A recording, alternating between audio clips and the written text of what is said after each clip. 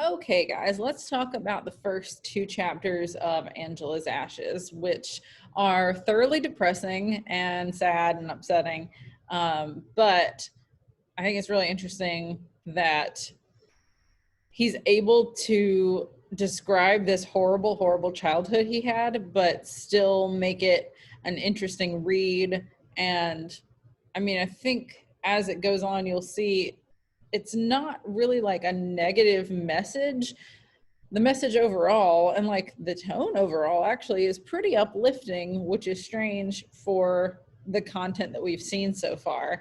But I have a lot of notes here to go over with you guys, just kind of like my own reflections and some questions to pose and that kind of thing. So first of all, there's the fact that we start out in pretty much the most miserable place possible.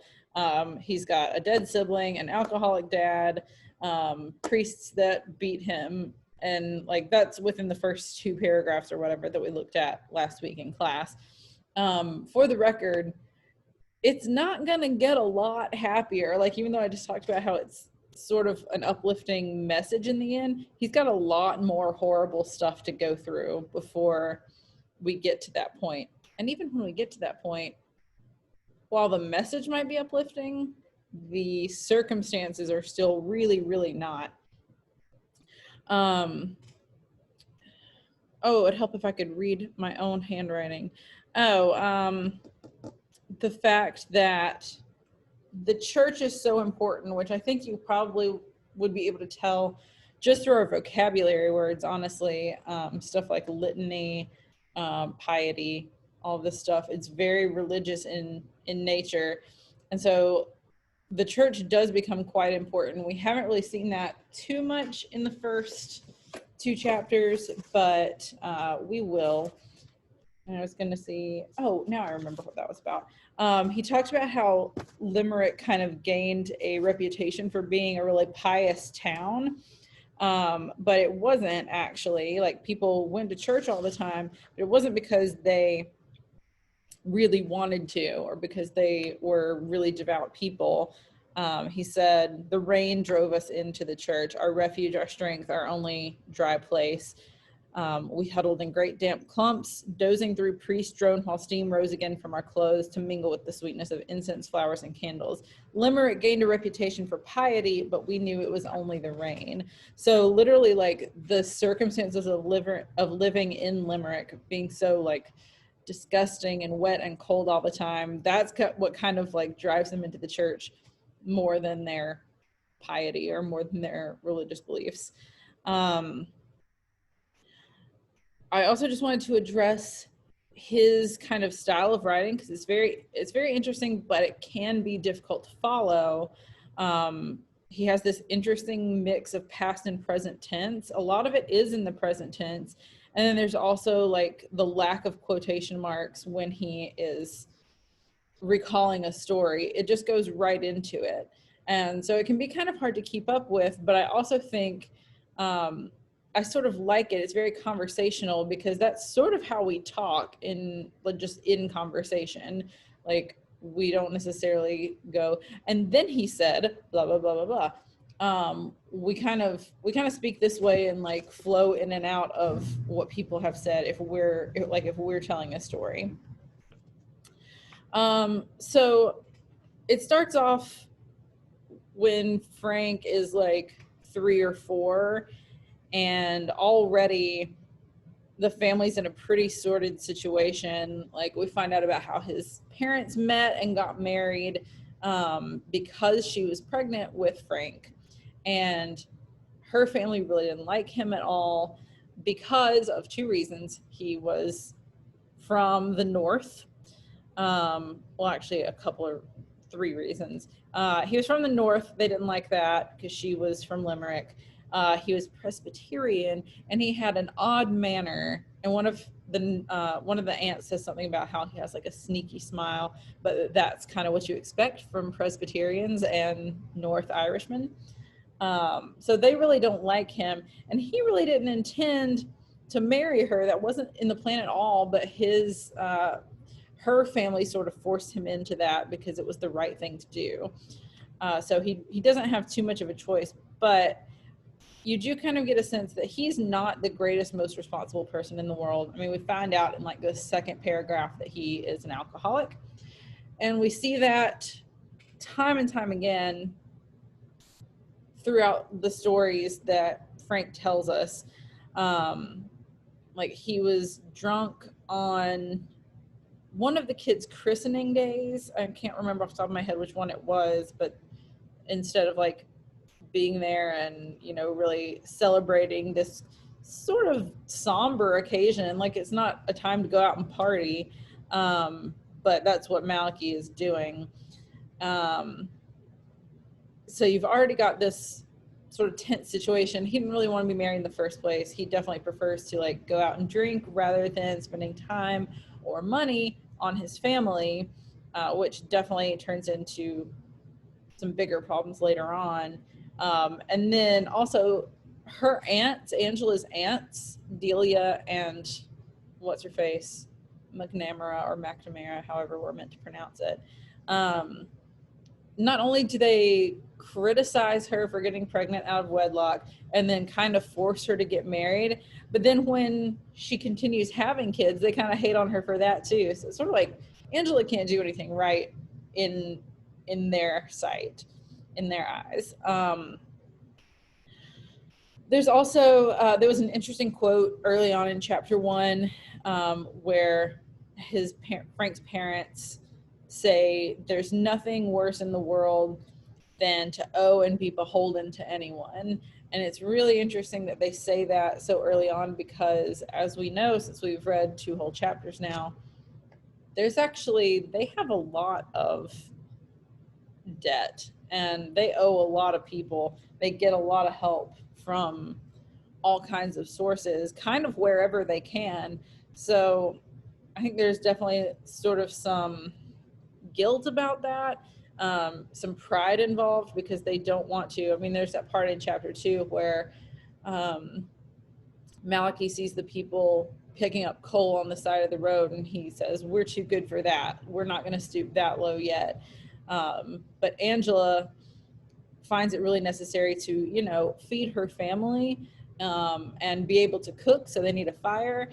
And so she goes back out and says, like, you might be too good to pick up coal off the side of the road, but I am not. However, she does say she's still too good to burn horse manure. That's like what the lowest of the low people do. So when Malachi starts getting paid for his work, it basically says that there's like 2 weeks of happiness where he's spending his wages on feeding them, and then he starts spending it on whiskey and pints at the pub, which is just super irresponsible parenting, if nothing else. But it's also very sad for Angela. Like when that happens, that's the first of several times just in these 2 chapters that we literally see Angela just like drinking tea and weeping, or like just staring off into the fire with like tears streaming down her face. And you definitely get the sense that she's just miserable. Like this is not the life she envisioned for herself, but this is what she's stuck with. And she's trying to do her best to actually feed her family and provide for them, and really not getting much help from her husband. So it's very sad for her. And then, even though we started off the book knowing that he had a dead sibling, Margaret, we kind of flash back to that and see how having Margaret really changed Malachi. He was just like in love with this, Malachi Sr., by the way. He was just like in love with this little girl, and he stopped drinking once she was born. He really kind of got his life together and was spending his money appropriately, trying to feed them and clothe them. And then very sadly, Margaret died, and it wrecked him. It just completely destroyed him, and he went back to all his old ways, but like tenfold. And after that happens, he starts drinking so much, and then there's this bit that they keep bringing up about how he will like come home drunk in the middle of the night and wake the kids up and force them to promised to die for Ireland. Like, he's a very proud Irishman. They keep saying he did his bit, which means he fought in the army, or was enlisted in the army, fought in a war or something.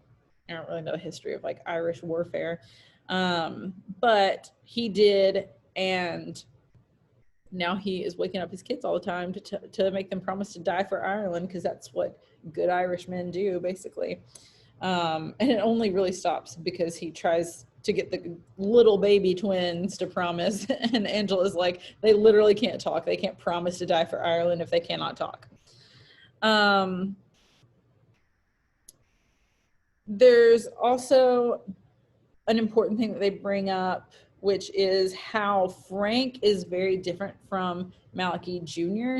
They're pretty much opposites in every way. And even though he never says he resents it, you kind of get the sense that he does a little bit, because literally everyone is like, oh my God, Malachi, what a beautiful child. He's like this golden ringleted little cherub.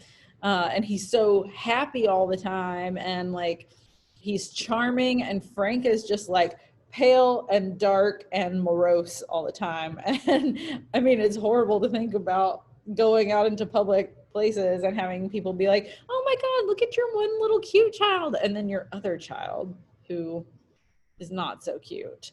But that's kind of the reaction at least Frank feels like he's getting.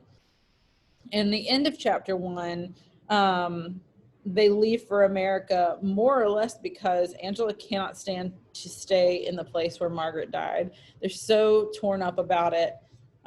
She and Dad Malachi are so torn up about it that they're like, well, let's go back to Ireland, where we're from, and maybe we'll be able to kind of get past this, or kind of not forget her, but maybe our grief would be a little bit easier. So her family kind of helps her come back, once the aunts write to her mother. Yeah. They send them the money to go back to Limerick. So chapter 2 is all about them in Limerick, and how different Ireland is from America. I mean, they get called Yanks all the time, and like, people think their American accents are so cute. But everything is so foreign over there. They've never seen cows and sheep before, which, like, if you live in New York City, you probably don't see cows and sheep. The aunts are very different from his neighbors, who he had sort of thought of as aunts in a way, like Mrs. Leibowitz and what's the other one's name? Minnie McAdory, I don't know. He kind of thought of them as like sort of aunt figures, and he even like thought about what would it be like if one of them could be my mom. But these aunts are very like strict, and they don't smile, and they're not very nice.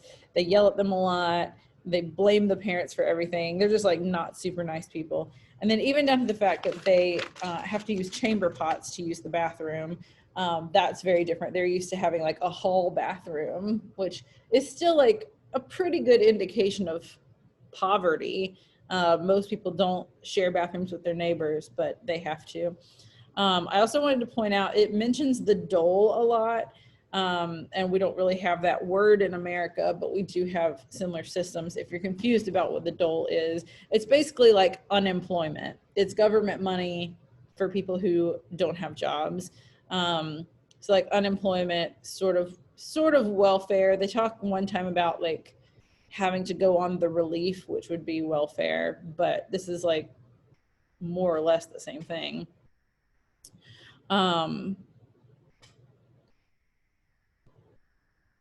Malachi kind of gets up to his old ways once he goes on the dole. He, like back in America, he'd spend his wages on drinking, but now he doesn't even have any wages, but he is still spending his money on drink, the dole money. And it gets to the point where Angela literally has to like follow him into the unemployment office, or whatever they call it, the labor, Department of Labor, whatever it is. and like stand there and watch him get his money and then have him hand it to her so that she can go to the store and get food for her children.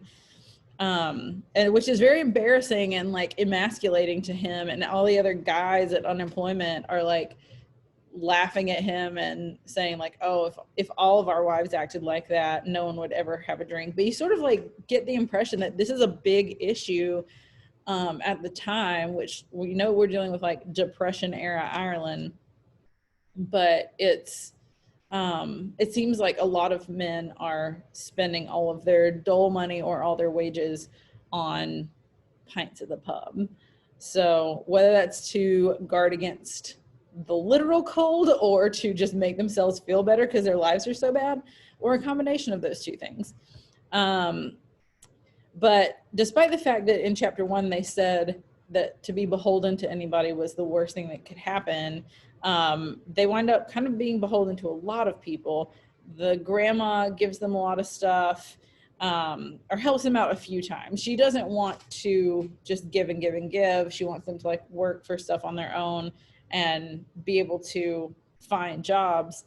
But when they're not immediately able to, she does give them like bus fare, and she feeds the kids a couple times. So she's not totally heartless, even though she is kind of mean.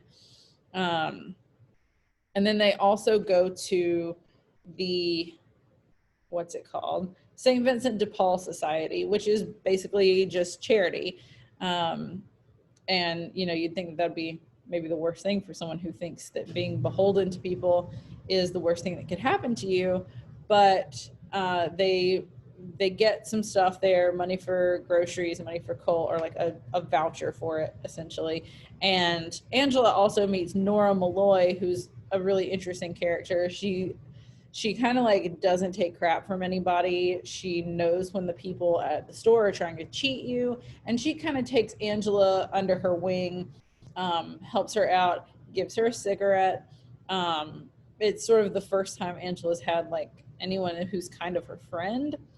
And we also in this chapter meet Aunt Aggie and Pa Keating, and Pat Sheehan. And I think I saw a typo in there one time when they said Pat, but they meant Pa, or at least in my my book copy there was.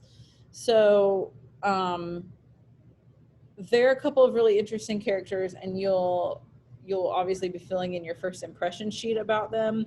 But they're kind of opposites from each other, because Pa Keating is like really nice, actually. He helps, before they even know who he is, he helps them get rid of the fleas in their bed, or like tells them how to handle that. And then he's very nice to the kids once they come over. He works in a coal mine or whatever. He's always like black, literally his skin is black from all the soot and dirt and coal. Aunt Aggie is not all that nice. She's very harsh, and she doesn't want to really help them. She keeps saying, well, why should we pay for Angela's mistakes? And by mistakes, she means her children. So she's not terribly nice, but we get a little bit of sympathy for her, because we know that one reason she sort of resents Angela is that she's had all these kids, and Aggie and Pa have been wanting to have a kid for ages and ages, and they haven't been able to. So she's very sad about that, and she wants her own family. And then Pat Sheehan, we haven't heard a ton about him, but he's kind of simple. He's really sweet, but he got kicked in the head when he was a kid, and he's sort of simple now. And then in the last few pages of chapter 2, some more horrible stuff befalls the family. Both twins die. It's so sad. First, Oliver dies. He gets taken away by the doctor. Everyone's very sad, especially Eugene, who is too young to really understand it. He just misses his brother.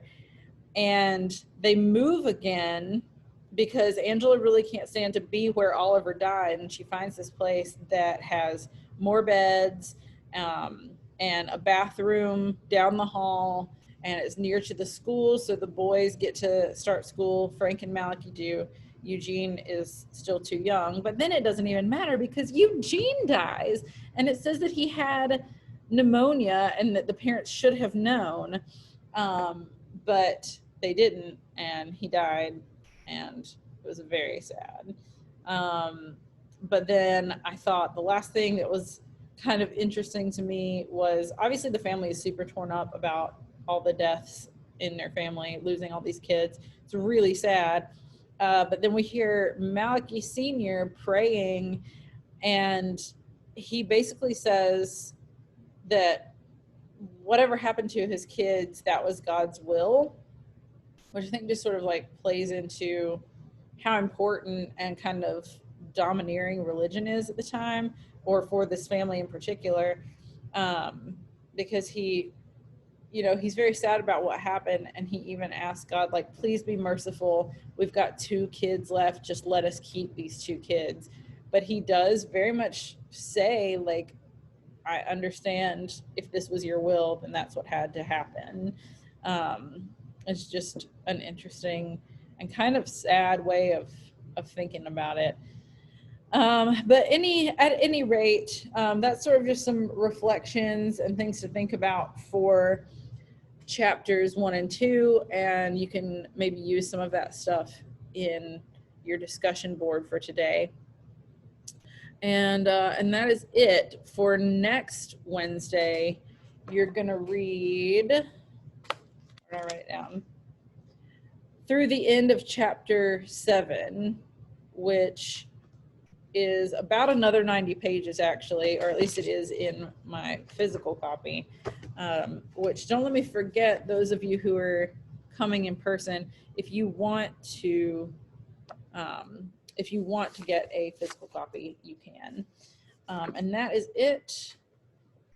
Go forth and do your discussion posts, and I will see you tomorrow.